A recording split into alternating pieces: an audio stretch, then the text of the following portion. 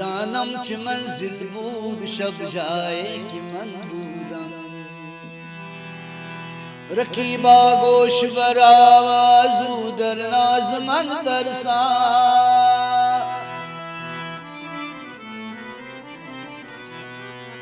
رقیبا گوش بر آواز او در ناز من ترسا سخن گفتن چ مشکل بود شب جائے کی من بودم نمیدانم چ منزل بود شب جائے کی من بودم خدا خود میری مجلس بود اندر لا مکان خسرو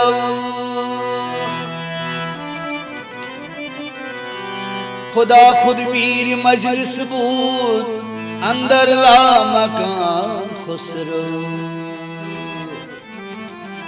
محمد شمع محفل بود شب جائے کی من بودم محمد شمع محفل بود شب جائے کی من بودم نمیدانم چ منزل بود شب جائے کی من بودم شب جائے کی من بودم شب جائے کی من بودم.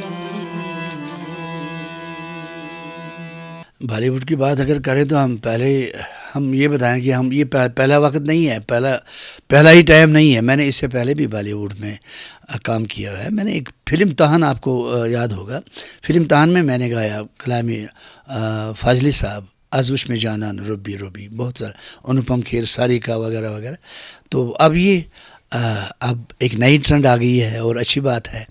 اور اس سے پہلے ایک راہل شرما جی جو ان کے فادر صاحب راہل شرما کے جو بڑی سنتور وادن، بڑا نام ہے، بہت ہی بڑا استاد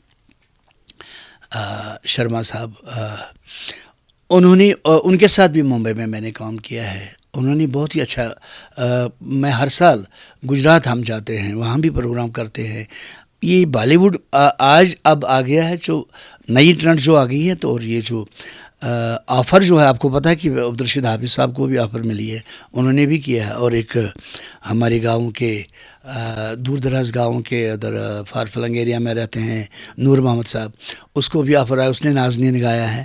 اچھی بات ہے اور دل کو بڑی مسرت ہوتی ہے، خوشی ہوتی ہے کہ ایسے میں چاہتا ہوں کہ پورا کشمیر کا ٹیلنٹ جو ہے پورا کشمیر جائے بالی ووڈ میں. کیا پرابلم ہے؟ اور اچھی بات ہے کیونکہ اور اتنا بڑا منچ ملتا ہے ایک کشمیر کے سنگر کو، ایک کشمیر کے گانے والے کو ایک اچھا منچ ملتا ہے. تو اس سے اور کیا چاہیے اس کو؟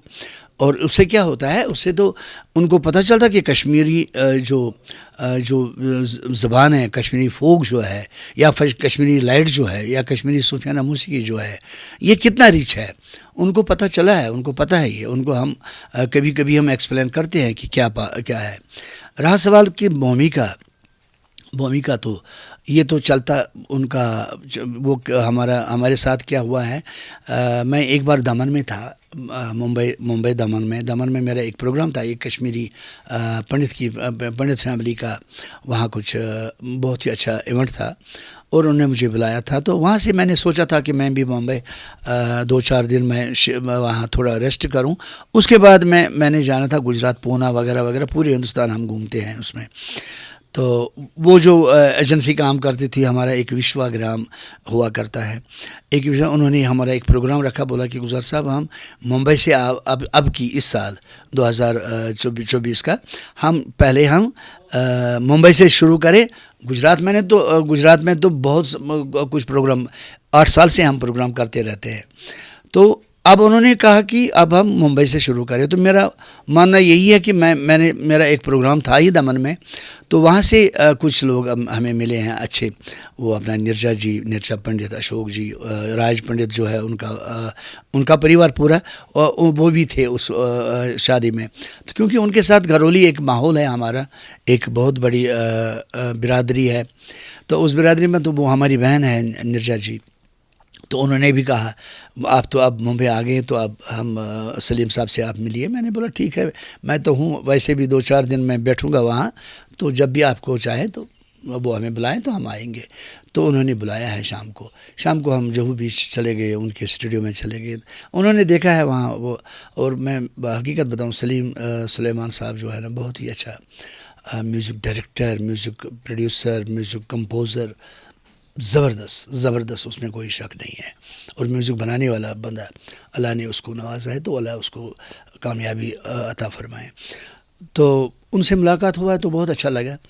تو وہیں پہ انہوں نے مجھے, سلیم صاحب نے مجھے اسی دن کہا, بولا گزار صاحب ہم کہتے ہیں کہ آج یہ 2024 کو ہم کشمیر کو نہیں چھوڑیں گے, آپ کشمیر کے ساتھ جڑے رہیں گے. تو میں نے بولا I am with you sir, آپ جب بھی بولیں گے ہم تو تابع دار ہیں. بس یہ بات چیت ہو گئی ہے. کچھ گانے اس نے میرے دیکھے ہیں, یوٹیوب پہ دیکھے ہیں, تو وہ دیکھے, بولے کہ اچھا, بولا اب بات کریں گے.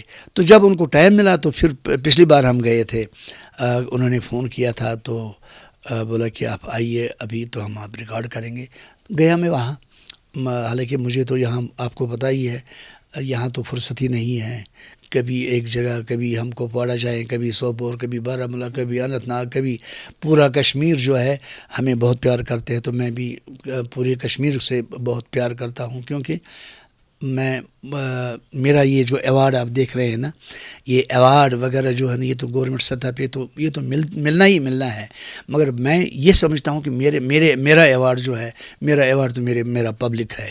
جہاں پبلک نے مجھے بہت پیار دیا ہے کشمیر میں, جب میں اس میں بھی بہت کچھ دشواریاں ہوتی ہے, پہلے ہوتا ہے. تو اس کے بعد جب انسان محنت کرتا نا, محنت کے سوا تو کچھ ملے گا نہیں.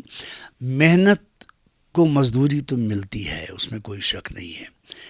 تو میں نے بہت کوشش کی ہے, تو وہ بہت لمبا ہو جائے گا اگر میں آپ کو اپنی داستان بتاؤں گا کہ میں نے کیسے شروع کیا ہے ریڈیو میں وغیرہ. مجھے تو اجازت نہیں ملتا تھا, میں بچہ تھا اس وقت, جلد.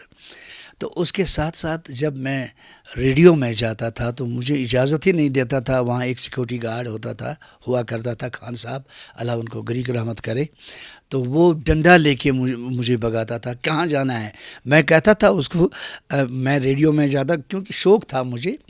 تو لاسٹ میں ایک فرشتہ جیسا ایک انسان مجھے ملا ہے, وہ بھی ایک شادی میں ملا تھا, فاروق بھٹ ان کا نام ہے, اللہ تعالیٰ ان کو بھی گریک رحمت کرے. وہ بہت ہی عزیز, وہ ایک اناؤنسر بھی تھے اور ہیڈ کلرک تھے کمرشل براڈ کاسٹ سری نگر پہ. یاد ہے مجھے, ایک بات مجھے یاد ہے اس زمانے کی. تو اس نے مجھے کہا کہ وہ جو اچھے کلاکار ہوتے ہیں گزار صاحب, یہ ان کی زبان ہے, اللہ تعالیٰ ان کو گریک رحمت کرے. تو ان کے لیے منع نہیں. میں نے بولا نہیں, ریڈیو میں آؤں گا نہیں اس وقت, کیونکہ میں بہت بار آیا تو مجھے وہاں وہ سیکورٹی گارڈ وہ اندر گھسنے نہیں دیتا ہے, کہ یہ بھی حالت تھی, یہ بھی ایک زمانہ تھا. تو انہوں نے بولا نہیں, جو اچھے آرٹسٹ ہوتے ہیں تو ان کے لیے دروازہ کھلے ہوتے ہیں, آپ آئیے. تو اس نے میرا بڑا سپورٹ کیا ہے اس وقت میں نام لیوا میں بتاؤں گا ضروری, پنڈت بھجن سوپوری, ایوارڈی, پدم شری. اینڈ اس وقت وہ بھجن جی کا بڑا لاس ہوا ہے جب وہ بھی چلے گئے اس دنیا سے, اللہ ان کو سرگیا. بھجن سوپوری نے ہمیں آڈیشن میں بلایا ہے, تو آڈیشن تو اسی نے, اس وقت میں نے پاس کیا تھا آڈیشن 84 شاید یا 85, یوں ہی کچھ, یہی ایک وقت تھا جب میں ریڈیو میں آ گیا. تو وہاں سے پھر پتہ نہیں چلا, کیونکہ وہاں بھی ایک کچھ نیم اور قاعدے ہوتے ہیں, اس میں اس کی پالن تو بہت ضروری ہے. کیونکہ ایک پہلے جب انسان جاتا ہے ریڈیو میں تو وہ بی گریڈ ہوتا ہے, اس کے بعد بی گریڈ کے بعد دو چار سال گاتے ہیں, بی گریڈ کے بعد بی ہائی ملتا ہے. بی ہائی بھی اب 2-4 جب اچیومنٹ ہوتی ہے, بی ہائی کے بعد اے گریڈ تو دلی والے بیچتے ہیں یہاں. تو لاسٹ میں اے کے بعد لاسٹ ہوتا ہے وہ ٹاپ گریڈ. تو اللہ کا کرم ہے, یہ ساری گریڈ میں نے حاصل کی ہے, تو اپنے استادوں کے دعاؤں سے. دیکھیے, ایک بات میں ضرور بتاؤں گا آپ کو, گورنمنٹ تو اپنی جگہ ہے, فن اپنی جگہ ہے. اگر کوئی بھی ٹیلنٹ کام کرے گا, پورے شدت کے ساتھ کام کرے گا, محنت کے ساتھ کام کرے گا, تو اس کا منزل بالکل عنقریب ہوتا ہے. باقی رہا سوال کہ گورنمنٹ نے کیا کیا ہمارے ساتھ, ہم یہ کہتے ہیں کہ ہم نے کیا کیا گورنمنٹ کے, ہم نے اپنے لوگوں کے ساتھ کیا کیا ہے, ہم وہ چیز دیکھیں گے. گورنمنٹ تو سراہتے ہیں، اس میں کوئی شک نہیں ہے، اور کہاں پتہ ہوتا ہے کہ ایک بچہ جب پیدا ہوتا ہے اس کے بعد کیا پتہ ہوتا ہے کہ کہاں سے کہاں جائے گا یہ بچہ. بچے کو خود ہمیں پتہ نہیں تھا کہ ہم اتنا مقام یا اتنی بلندی جو اللہ نے دی ہے وہ صرف اوپر والے کی مرضی سے ہم آئیں اور چلتے ہیں. یہ کہاں پتہ ہوتا تھا کہ ہم اتنا پار کریں گے، اتنا کام کریں گے. وہ تو ہمارا بچپنا تھا جب ہم نے شروعات کی ہے، اور بچپنا سے لے کے آج تک پتہ نہیں چلا کہ میں کہاں سے کہاں پہنچ گیا. یار دو نارفت زالان کوتوان وسیے یا رسمن تلیلتی یا رسمن کھار میں تھونم سویچم در بدن وسیے یا رسمن ون ون آئلتی یا رسمن یار دو نارفت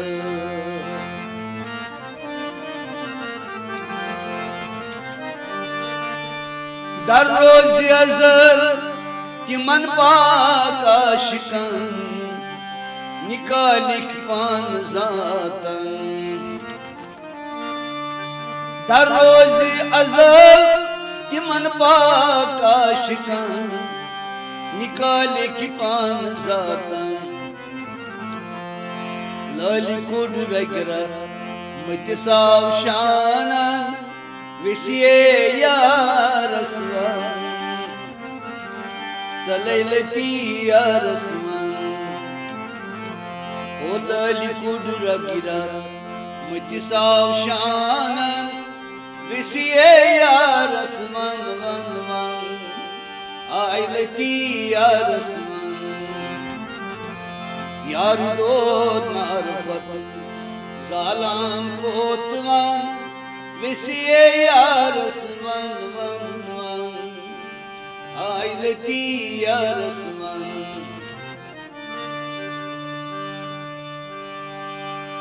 رحمتک شبنام پیو دریاوس ولی مزروٹ صدفن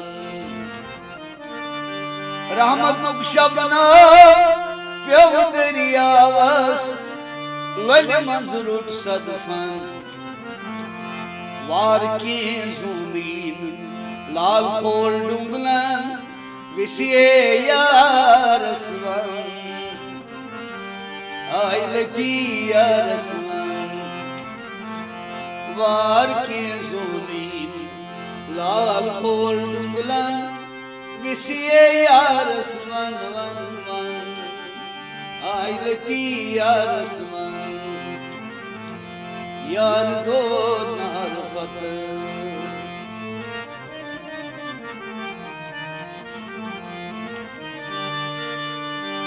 شریعت طریقت حقیقت معرفت بونم پنن پیرن